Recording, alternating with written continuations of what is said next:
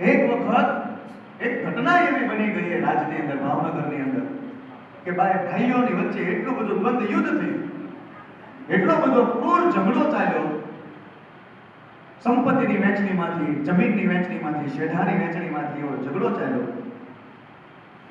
કે પછી એ બંને ભાઈઓ એકબીજાના દુશ્મન છે માનતા કરવા લાગે. મોટો નાનાની માનતા કરે, નાનો મોટાની માનતા કરે કે આ દુનિયામાંથી એનો પત્તો કપાઈ જાય. એકબીજાને જોવે તો મારી કાપી નાખે.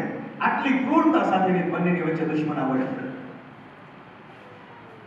એક સંત જેવો વ્યક્તિ હોય ને, એના શબ્દોની અસર શું થાય એ વાતથી મારે કાર્યક્રમને આગળ વધારવો છે. રાજ દરબારની અંદર રજૂ કરવામાં આવ્યો. પ્રભાશંકર પત્નીએ આખો કેસને સ્ટડી કરી લીધેલો, વાંચી લીધેલો, શું બન્યું, શું તકલીફ સર્જાણી. ખૂબ ધ્યાન દેજો આ વાતો. પેલા કીધું ધોબી. શું? ધોબી. પ્રભાશંકર પત્નીના અંતરનાથમાંથી એક વાક્ય નીકળ્યો કે આખા જગતનો ધોયો પણ પોતાના મનનો ન ધોયો તો ભલા મારા હું ધોયો ને હું ન ધોયો.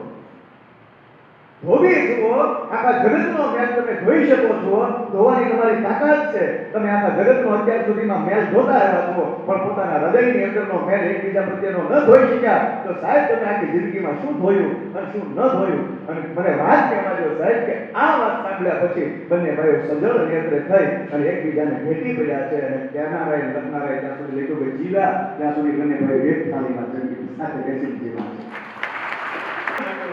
છે.